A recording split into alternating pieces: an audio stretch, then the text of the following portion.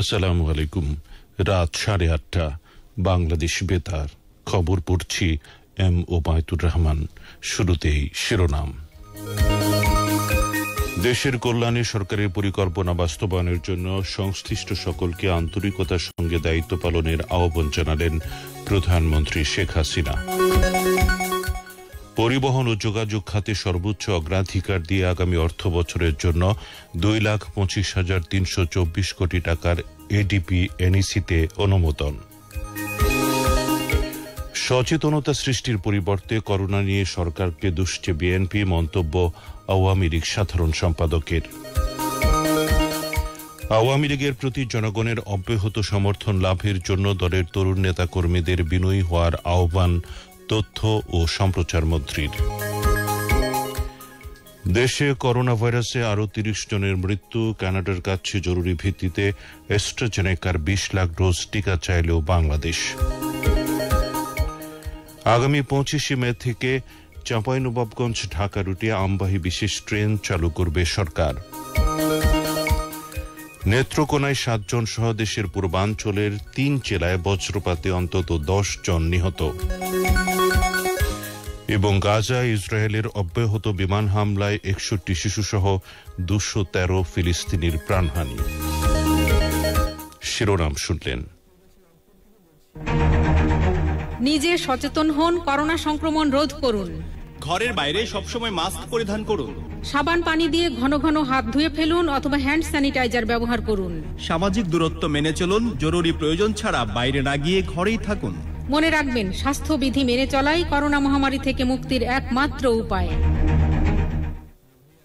এবার বিস্তারিত। প্রধানমন্ত্রী শেখ হাসিনা দেশের কল্যাণে সরকারের পরিকল্পনা বাস্তবায়নে সংশ্লিষ্ট সকলকে আত্মত্যাগের মানসিকতা নিয়ে আন্তরিকতার সঙ্গে দায়িত্ব পালনের আহ্বান জানিয়েছেন। প্রধানমন্ত্রী আজ রাজধানীর শেরেবাংলা নগরে ভার্চুয়ালি অনুষ্ঠিত জাতীয় অর্থনৈতিক পরিষদ এনএসসির সভায় দেয়া বক্তব্যে এ আহ্বান জানান। শেখ হাসিনা গণভবন থেকে ভিডিও কনফারেন্সের মাধ্যমে যুক্ত হয়ে এতে সভাপতিত্ব করেন। এছাড়া পরিকল্পনা মন্ত্রী এম এ মান্নান সহ অন্যান্য মন্ত্রীগণ এনএসসি সম্মেলন কেন্দ্র ও বাংলাদেশ সচিবালয় থেকে বৈঠকে যোগ দেন। তিনি বলেন, সরকারি কর্মকর্তা কর্মচারী সহ সকলের আন্তরিকতায় দায়িত্ব পালনের মাধ্যমে বিগত 1 দশকের বেশি সময়ে যেসব অর্জন এসেছে তার ফলে আত্মতৃপ্তির জায়গা তৈরি হয়েছে। এ প্রসঙ্গে প্রধানমন্ত্রী বলেন, চলমান করোনা মহামারী সহ অনেক ঝড় ঝাপটা পেরিয়ে জাতির পিতার আদর্শের পথ ধরে বাংলাদেশ এগিয়ে যাচ্ছে এবং দেশের সাধারণ মানুষ উন্নয়নের সুফল পাচ্ছে। বর্তমান পৃথিবীকে গ্লোবাল ভিলেজ হিসেবে উল্লেখ করে শেখ হাসিনা বলেন, সবাইকে নিয়ে চলতে হয়।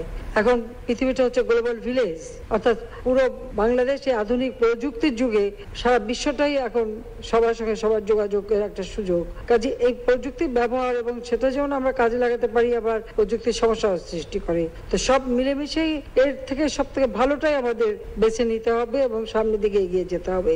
এবং আমরা সেটা পারবো, বাংলাদেশের মানুষ পারে, কারণ জাতির পিতা 7ই মার্চের ভাষণে বলেছিলেন, কেউ দাবায় রাখতে পারবে না। তো বাংলাদেশের মানুষকে কেউ দাবায় রাখতে পারবে না, এটা হলো বাস্তবতা।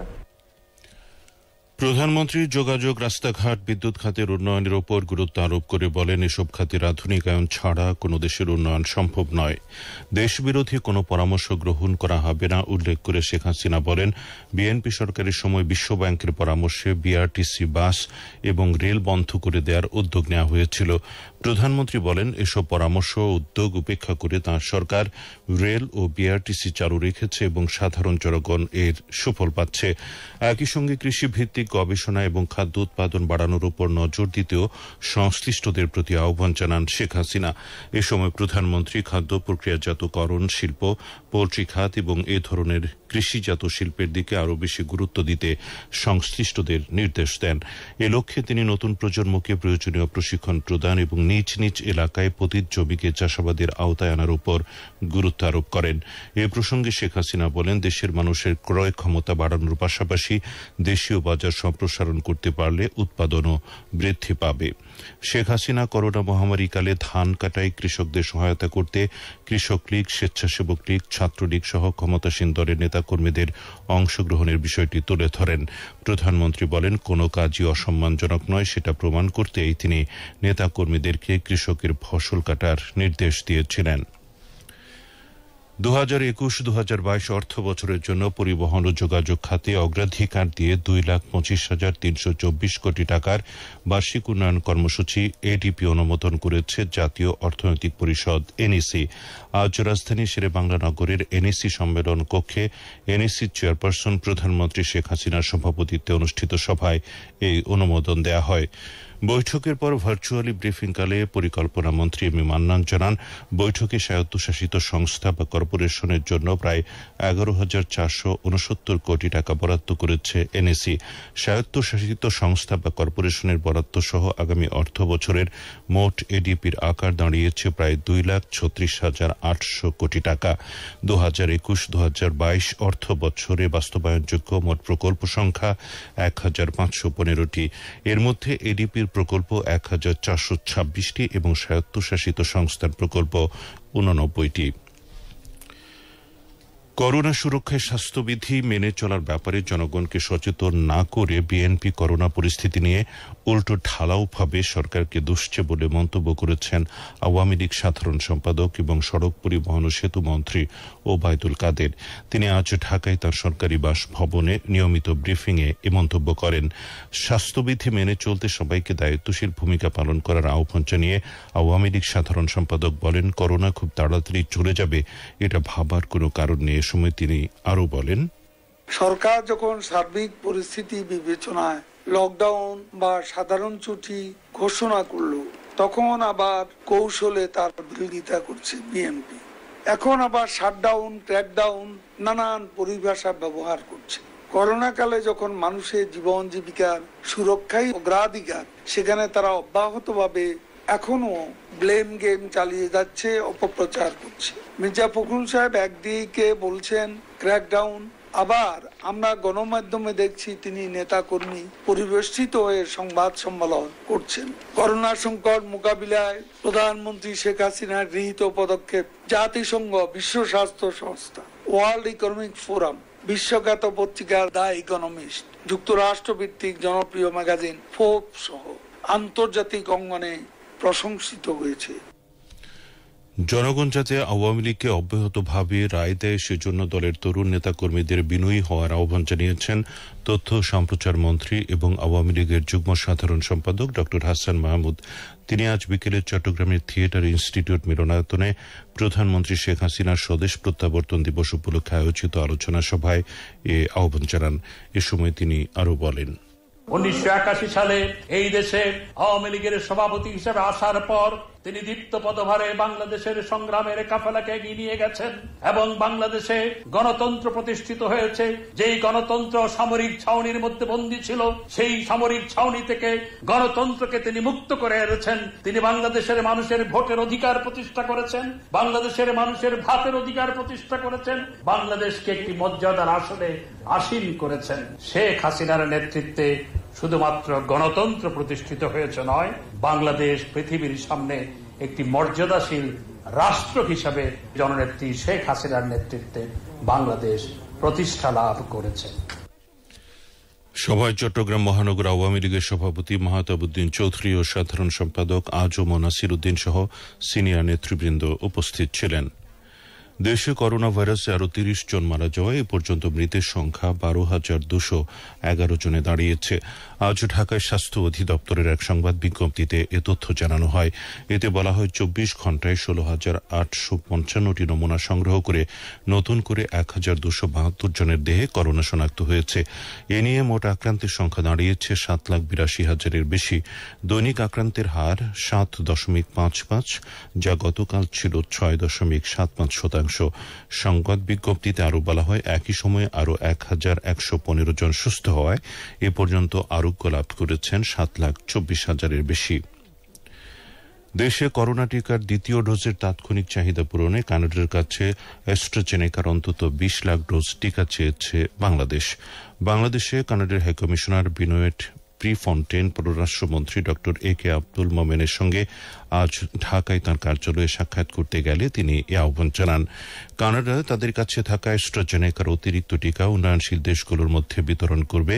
দেশটির ক্রয় বিষয়ক মন্ত্রী অনিতা আনন্দ এর সাম্প্রতিক বক্তব্যের উল্লেখ করে বাংলাদেশ যাতে শিগগিরই অ্যাস্ট্রাজেনেকার টিকা পায় সেজন্য কানাডীয় দূতকে বিষয়টি তার দেশের সরকারের কাছে তুলে ধরার অনুরোধ জানান পররাষ্ট্রমন্ত্রী। কানাডীয় হাইকমিশনার জরুরি ভিত্তিতে বাংলাদেশের 20 লাখ ডোজ টিকা পাওয়ার ব্যাপারে তার দেশের সরকারের সঙ্গে যোগাযোগ করবেন বলে আশ্বাস দেন। সাংবাদিক রোজিনা ইসলামকে সচিবালয়ে হেনস্থা করা হয়নি, তিনি পুলিশ হেফাজতে ছিলেন বলে জানিয়েছেন স্বাস্থ্যমন্ত্রী জাহিদ মালিক। আজ রাজধানীর শেরে বাংলানগরে সাংবাদিকদের এক প্রশ্নের জবাবে তিনি একথা বলেন। এই ধরনের জিনিসটা তো দরকার ছিল না, কথাটা সেটা যে ওখানে যে বা এটা নেওয়ার কোনো প্রয়োজন ছিল না বা ঢুকে কোনো প্রয়োজন ছিল না। টিকার সংকট দেখা দিচ্ছে, সেই টিকা নিয়ে আমরা দিনরাত পরিশ্রম করতেছি। সেই চায়নার সাথে, রাশিয়ার সাথে, আমেরিকার সাথে এবং এগ্রিমেন্ট পর্যায়ে চলে গেছি, নন ডিসক্লোজার সই করছি। সেই জিনিসগুলো যদি কেউ নিতে চায় এবং সেটা ডিসক্লোজ করতে চায় তাহলে রাষ্ট্রীয়ভাবে আমাদের ক্ষতি হয়ে যাবে, কারণ ওই রাষ্ট্র আমাদের সাথে আর কোনো ডিপ্লোম্যাটিক রিলেশনই রাখবে না এবং আমাদের টিকা তো পাওয়া দূরের কথা, আমাদের সম্পর্ক নষ্ট হয়ে যাবে। এদিকে স্বাস্থ্য মন্ত্রণালয়ের অতিরিক্ত সচিব জেবুন্নেসা বেগম সাংবাদিক সম্মেলনে বলেন, রোজিনা ইসলাম গুরুত্বপূর্ণ ডকুমেন্ট পাচারের চেষ্টা করছিলেন। আদালত রোজিনা ইসলামকে অফিসিয়াল সিক্রেট অ্যাক্ট আইনে করা এক মামলায় গ্রেফতার দেখিয়ে কারাগারে পাঠিয়েছে। দেশের অর্থনীতিতে হস্তশিল্পের ভূমিকা অনস্বীকার্য। আধুনিক প্রযুক্তি ও চাহিদার দিকে লক্ষ্য রেখে দেশের হস্তশিল্পের সঙ্গে জড়িতরা চালিয়ে যাচ্ছেন তাদের কার্যক্রম। এবারে শুনুন জয়পুরহাট জেলার হস্তশিল্পের সঙ্গে সংশ্লিষ্টদের কার্যক্রম, কর্মসংস্থান ও ভবিষ্যৎ পরিকল্পনা নিয়ে আমাদের জয়পুরহাট সংবাদদাতার একটি প্রতিবেদন। জয়পুরহাটের হেলকন্ডা গ্রামের মাহবুব হোসেন ছোট ভাই সবুজকে সাথে নিয়ে গড়ে তুলেছেন মা হ্যান্ডিক্রাফট নামে একটি সংগঠন। ইতিমধ্যে ছনের তৈরি নানান পণ্য তৈরি করে বিডি ক্রিয়েশন প্রতিষ্ঠানের মাধ্যমে কয়েকটি দেশে রপ্তানি করে সুনামও কুড়িয়েছেন। এই কাজ করে গ্রামের কয়েকশো অসচ্ছল নারীর ভাগ্য বদলেছে। মাহবুব ও তার ভাই জানান, তাদের স্বপ্ন এখন কয়েক হাজার নারীকে কাজ দেওয়া। এই পণ্যগুলাই আমরা মূলত প্যাকিং বা প্রক্রিয়াজাতকরণের পরে এগুলাকে ইউরোপ, আমেরিকা এবং টোটাল আমরা 70 থেকে 75 কান্ট্রিজে আমরা এগুলা এক্সপোর্ট করতেছি। এখন আমাদের মোট কর্মী সংখ্যা 200 জন। তো আমাদের স্বপ্ন সামনে আমরা কিভাবে 500 বা 1000 জন আমরা কর্মী করব, এটার পরিকল্পনা করতেছি। সদর উপজেলার হেলকুন্ডা, পাইকপাড়া, বামনপুর, শগুনা সহ কয়েকটি গ্রামের কয়েকশো নারী এখন নিপুণ হাতে ছনের দৃষ্টিনন্দিত ঝুড়ি, ফুলদানি, ফুলের টব সহ নানান পণ্য তৈরি করে স্বাবলম্বী হচ্ছে। আমরা এই কাজটা 2 বছর ধরে করতেছি। আমাদের মেয়েরা বাড়ির কাজের পাশাপাশি এই কাজ করে মাসে কেউ 2000 টাকা ইনকাম করে, কেউ তারও বেশি, কেউ 1500 এরকম টাকা ইনকাম করে। সংসারের কাজকর্ম করে সবকিছু করে আমরা এই কাজটা করতে পারি, অনেক আমাদের সুবিধা উপকারে আসছে। নারীরা এসব কাজ করায় তাদের অর্থনৈতিক দৈন্যতা যেমন কমছে ঝগড়া বিবাদ ও নির্যাতন। মহিলা বিষয়ক অধিদপ্তরের উপপরিচালক সাবিনা সুলতানা তাদের আরো প্রশিক্ষণ দিতে চান। যে মহিলাগুলা মা হ্যান্ডিক্রাফট থেকে যারা কাজ করছে তাদেরকে আমরা মহিলা বিষয়ক অধিদপ্তর থেকে আমরা যদি আরো প্রশিক্ষণ দিতে পারি বা তাদের একটা সংগঠন তৈরি করে দিতে পারি, তাহলে মনে হয় যে নারীগুলি আগের তুলনায় আরো বেশি তারা ক্ষমতায়িত হবে এবং তারা মর্যাদাবান হবে। বর্তমানে জয়পুরহাটের 5টি গ্রামের 200-ও বেশি নারী এসব পণ্য তৈরিতে কাজ করছে। আব্দুল আলিম, বাংলাদেশ বেতার। খবর প্রচারিত হচ্ছে বাংলাদেশ বেতার থেকে। বাঙালি বীরের জাতি, 1971 সালে আমরা শত্রুর মোকাবেলা করে বিজয়ী হয়েছি। করোনা ভাইরাস মোকাবেলাও একটা যুদ্ধ। আমরা সকলের প্রচেষ্টা এই যুদ্ধে জয়ী হব ইনশাআল্লাহ। খবরের বাকি অংশ পড়ছি Pritilata Poddar. Federation of Bangladesh chambers of commerce and industries FBCCI মহামারী করোনা ভাইরাসে ক্ষতিগ্রস্ত মানুষের জন্য প্রধানমন্ত্রীর ত্রাণ ও কল্যাণ তহবিলে 5 কোটি টাকা দিয়েছে। প্রধানমন্ত্রী শেখ হাসিনার পক্ষে তার মুখ্য সচিব ড আহমেদ কায়কাউস আজ প্রধানমন্ত্রীর কার্যালয়ে FBCCI সভাপতি শেখ ফজলে ফাহিমের কাছ থেকে এই অর্থের একটি পে অর্ডার গ্রহণ করেন। এ সময় FBCCI সভাপতি বেসরকারি অর্থায়নে গৃহ নির্মাণ তহবিলে 3 কোটি টাকার একটি পে অর্ডারও প্রধানমন্ত্রীর মুখ্য সচিব ড আহমেদ কায়কাউসের হাতে হস্তান্তর করেন। জনপ্রিয় ফল আম পরিবহনের জন্য বাংলাদেশ রেলওয়ে দ্বিতীয়বারের মতো রাজশাহী হয়ে ঢাকা ও চাঁপাইনবাবগঞ্জ রুটে একটি বিশেষ ট্রেন চালু করতে যাচ্ছে। এ মাসের 25 তারিখ থেকে ট্রেনটি এই রুটে চলাচল করবে। রেলওয়ের পশ্চিমাঞ্চলের বিভাগীয় বাণিজ্যিক ব্যবস্থাপক নাসির উদ্দিন আজ রাজশাহীতে একথা জানান। তিনি বলেন, করোনা মহামারী পরিস্থিতিতে আম চাষী ও ব্যবসায়ীদের সুবিধার্থে স্বল্প খরচে আম পরিবহনের এই উদ্যোগ নেওয়া হয়েছে। ট্রেনটি প্রতিদিন বিকেল 4:30টায় চাঁপাইনবাবগঞ্জ থেকে রওনা করবে এবং বিকেল 5:50 মিনিটে রাজশাহী স্টেশন হয়ে রাত 2টায় রাজধানীর কমলাপুর স্টেশনে পৌঁছবে। ট্রেনের 5টি বগিতে দৈনিক সর্বোচ্চ 150 টন আম পরিবহন করা যাবে। দেশের পূর্বাঞ্চলের 3 জেলায় আজ বজ্রপাতে 10 জন নিহত হয়েছেন। এর মধ্যে নেত্রকোনায় বজ্রপাতে 7 জন নিহত হয়েছেন, আহত হয়েছেন আরও 3 জন। আজ বিকেলে জেলার কেন্দুয়া, খালিয়াঝুড়ি, মদন উপজেলায় ঝড় বৃষ্টির সময় এসব হতাহতের ঘটনা ঘটে। এছাড়া কিশোরগঞ্জ, নিকলী ও বাজিতপুর উপজেলায় বজ্রপাতে 2 জনের মৃত্যু হয়েছে। এদিকে সুনামগঞ্জে দোয়ারাবাজার উপজেলায় বজ্রপাতে 1 যুবক নিহত। বিকেলে দোয়ারাবাজার উপজেলা স্বাস্থ্য কমপ্লেক্সের সামনে এই ঘটনা ঘটে। বাংলাদেশ বেতার এখন স্মার্টফোনে আপনার হাতের মুঠোয়। অ্যাপসের মাধ্যমে বাংলাদেশ বেতারের সংবাদ এবং অনুষ্ঠান শুনুন বিশ্বের যে কোনো প্রান্ত থেকে। আপনাদের পছন্দের অনুষ্ঠান শুনতে গুগল প্লে স্টোর বা অ্যাপল স্টোর থেকে আজই ডাউনলোড করুন বাংলাদেশ বেতার অ্যাপসটি। আন্তর্জাতিক সংবাদ। ইসরায়েলি বিমান হামলা চালানোর পর থেকে পর্যন্ত 61 শিশুসহ কমপক্ষে 213 জন ফিলিস্তিনি নিহত হয়েছে। আহত হয়েছে প্রায় 1500 ফিলিস্তিনি। জাতিসংঘ সাহায্য সংস্থা জানিয়েছে, গাজা উপত্যকায় ইসরায়েলি বাহিনীর বিমান হামলায় 450টি ভবন মারাত্মকভাবে ক্ষতিগ্রস্ত হওয়ায় 52,000-এর বেশি ফিলিস্তিনি আশ্রয়হীন হয়ে পড়েছে। আলাদা বিবৃতিতে অ্যামনেস্টি ইন্টারন্যাশনাল জানিয়েছে, বেসামরিক বিমানে ইসরায়েলি বাহিনীর বিমান হামলা যুদ্ধাপরাধের শামিল। এদিকে মার্কিন প্রেসিডেন্ট জো বাইডেন প্রধানমন্ত্রী বেঞ্জামিন নেতানিয়াহুকে ফোন করে ইসরায়েল এবং হামাসকে যুদ্ধবিরতির আহ্বান জানান। মিয়ানমারে গত 1 ফেব্রুয়ারি অভ্যুত্থানে ক্ষমতা দখলকারী সামরিক জান্তা সরকারের সঙ্গে অর্থনৈতিক লেনদেন আরও কড়াকড়ি আরোপের লক্ষ্যে যুক্তরাষ্ট্র, যুক্তরাজ্য ও কানাডা নতুন করে সামরিক জান্তার উপর অতিরিক্ত নিষেধাজ্ঞা আরোপ করেছে। বৈদেশিক সম্পদ নিয়ন্ত্রণ বিষয়ক মার্কিন অর্থ বিভাগ এক বিবৃতিতে গণতান্ত্রিকভাবে নির্বাচিত একটি বেসামরিক সরকারকে বেআইনিভাবে উৎখাতের জন্য রাষ্ট্রীয় প্রশাসনিক পরিষদকে অভিযুক্ত করে এই নিষেধাজ্ঞা ঘোষণা করেছে। আন্তর্জাতিক দাতা সংস্থাসমূহ রোহিঙ্গা সংকট মোকাবেলায় 34 কোটি মার্কিন ডলার সহায়তা দেওয়ার প্রতিশ্রুতি দিয়েছে। জেনেভায় এক ব্রিফিংয়ে জাতিসংঘের শরণার্থী সংস্থার প্রধান ফিলিপো গ্র্যান্ডি এ তথ্য জানান। বাংলাদেশে রোহিঙ্গা শরণার্থীদের সহায়তার জন্য প্রায় 100 কোটি মার্কিন ডলারের সহায়তা চাওয়ায় এই সহায়তার প্রতিশ্রুতি দেওয়া হয়, যা কাঙ্ক্ষিত সহায়তার 1/3 বেশি। ফিলিপো গ্র্যান্ডি বলেন, দাতা সংস্থাগুলো 2021 সালের কর্মসূচিতে এই সহায়তা দেওয়ার প্রতিশ্রুতি দিয়েছে। বিশ্বজুড়ে করোনা ভাইরাসের মৃতের সংখ্যা 34,08,000 ছাড়িয়েছে এবং এ পর্যন্ত আক্রান্তের সংখ্যা 16,44,00,000-এর বেশি। আক্রান্তদের মধ্যে পর্যন্ত 14,33,00,000-এর বেশি মানুষ সুস্থ হয়েছেন। এদিকে ভারতে করোনা ভাইরাসে 24 ঘণ্টায় 4,340 জন মারা যাওয়ায় মৃতের সংখ্যা দাঁড়িয়েছে 2,78,000-এর বেশি। লিবিয়া থেকে সমুদ্রপথে ইউরোপে যাওয়ার সময় নৌকাডুবিতে 50 জনেরও বেশি নিখোঁজ এবং 33 জনকে উদ্ধার করা হয়েছে। উদ্ধারপ্রাপ্তরা তিউনিসিয়া দক্ষিণ উপকূলের একটি তেলের প্ল্যাটফর্মের সঙ্গে ভেসেছিলেন, সেখান থেকে তাদের উদ্ধার করা হয়। আন্তর্জাতিক অভিবাসন সংস্থার একজন মুখপাত্র বার্তা সংস্থা এএফপিকে জানান, উদ্ধারকৃত 33 জনই বাংলাদেশি বলে ধারণা করা হচ্ছে। আবারও দেশের খবর।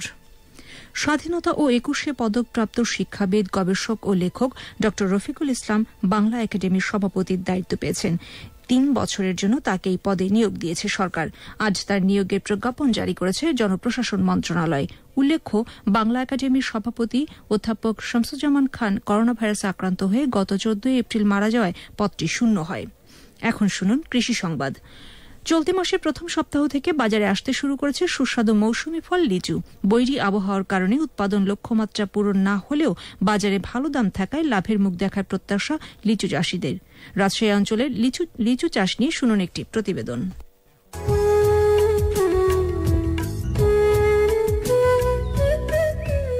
রাজশাহীতে গাছে গাছে পাকতে শুরু করেছে গ্রীষ্মকালীন সুস্বাদু ফল লিচু। আর এরই মধ্যে বাজারে আসতে শুরু করেছে আগাম জাতের বাড়ি 1 জাতের লিচু, যা আকারে বোম্বাই লিচুর চেয়ে ছোট। আবহাওয়া অনুকূলে না থাকায় এবছর লিচুর উৎপাদন গত বছরের তুলনায় কম হয়েছে। ফলন কম হলেও লাভের মুখ দেখার আশাবাদ ব্যক্ত করেন রাজশাহী ফল গবেষণা কেন্দ্রের মুখ্য বৈজ্ঞানিক কর্মকর্তা ডক্টর আলিমউদ্দিন। এই এলাকাতে লিচু মোটামুটি ভালো উৎপাদিত হয়, কাজে সেই দিক থেকে যারা লিচু উৎপাদন করে চাষি ভাই, তারা মনে হচ্ছে এবারে দাম বেশি পাবেন। কারণ হলো যে যদিও ফলন কম হয়েছে, সেক্ষেত্রে চাহিদার তুলনায় হয়তো বা কম থাকবে, সেই হিসাবে তারা হয়তো দাম বেশি পাবে। কাজে এই দিক থেকেও লিচু চাষিরা আমার মনে হয় লাভবান হতে পারবেন। বৃষ্টিপাত কম হওয়ায় এবার পরিপক্ক হওয়ার আগেই নষ্ট হয়ে গেছে অনেক লিচু, যা নিয়ে চিন্তিত লিচু চাষিরা, কিন্তু বাজারে লিচুর চাহিদা থাকায় লাভের খাতায় কোনো ভাটা পড়বে না মনে করছেন বাগান মালিক ও ব্যবসায়ীরা। বর্ষা নাই এখন, এর লেগে লিচুটা সাইজ হয়নি, এমনি গাছনি কম ফল কম, তারপর যে কটা আসছিল সে কটাও মানে খরার কারণে আপনার নষ্ট হয়ে গেল। কয়েক দিনের মধ্যে লিচুটা বাজারে বিক্রি করা যাবে। বাজারে এখন দামে বেশি পাওয়ার আশা আছে আমাদের। এদিকে বাজারে আসার অপেক্ষায় রয়েছে চায়না 3, বোম্বাই, কালীবাড়ি, মঙ্গলবাড়ি সহ অন্যান্য জাতের লিচু। সব মিলিয়ে জুলাইয়ের প্রথম সপ্তাহ পর্যন্ত বাজারে থাকবে রসে ভরা সুস্বাদু ফল লিচু। ওয়াসিম আকরাম, বাংলাদেশ বেতার। সবশেষে আবহাওয়া। আজ রাত 1টা পর্যন্ত পূর্বাভাসে বলা হয়েছে রংপুর, রাজশাহী, পাবনা, বগুড়া, ময়মনসিংহ, সিলেট, টাঙ্গাইল, ঢাকা, ফরিদপুর, মাদারীপুর, কুষ্টিয়া, কুমিল্লা ও নোয়াখালী অঞ্চলে পশ্চিম উত্তর পশ্চিম দিক থেকে অস্থায়ীভাবে ঘণ্টায় 45 থেকে 60 কিলোমিটার বেগে দমকা থেকে ঝোড়ো হাওয়া বয়ে যেতে পারে। সেই সঙ্গে বৃষ্টি অথবা বজ্রসহ বৃষ্টিপাতের সম্ভাবনা রয়েছে। এসব এলাকার নদী বন্দরগুলোকে 1 নম্বর সতর্কতা সংকেত দেখাতে বলা হয়েছে। খবর শেষ করার আগে শিরোনামগুলো আরও একবার। দেশের কল্যাণে সরকারের পরিকল্পনা বাস্তবায়নের জন্য সংশ্লিষ্ট সকলকে আন্তরিকতার সঙ্গে দায়িত্ব পালনের আহ্বান জানালেন প্রধানমন্ত্রী শেখ হাসিনা। পরিবহন ও যোগাযোগ খাতে সর্বোচ্চ অগ্রাধিকার দিয়ে আগামী অর্থ বছরের জন্য 2,25,324 কোটি টাকার এডিপি এনইসিতে অনুমোদন। সচেতনতা সৃষ্টির পরিবর্তে করোনা নিয়ে সরকারকে দুষছে বিএনপি, মন্তব্য আওয়ামী লীগ সাধারণ সম্পাদকের। আওয়ামী লীগের প্রতি জনগণের অব্যাহত সমর্থন লাভের জন্য দলের তরুণ নেতাকর্মীদের বিনয়ী হওয়ার আহ্বান তথ্য সম্প্রচার মন্ত্রীর। দেশে করোনা ভাইরাসে আরও 30 জনের মৃত্যু। কানাডার কাছে জরুরি ভিত্তিতে অ্যাস্ট্রাজেনেকার 20 লাখ ডোজ টিকা চাইল বাংলাদেশ। আগামী 25শে মে থেকে চাঁপাইনবাবগঞ্জ ঢাকা রুটে আমবাহী বিশেষ ট্রেন চালু করবে সরকার। নেত্রকোনার 7 জন সহ দেশের পূর্বাঞ্চলের 3 জেলায় বজ্রপাতে অন্তত 10 জন নিহত। এবং গাজা ইসরায়েলের অব্যাহত বিমান হামলায় 61 শিশুসহ 213 ফিলিস্তিনির প্রাণহানি। খবর শেষ হলো।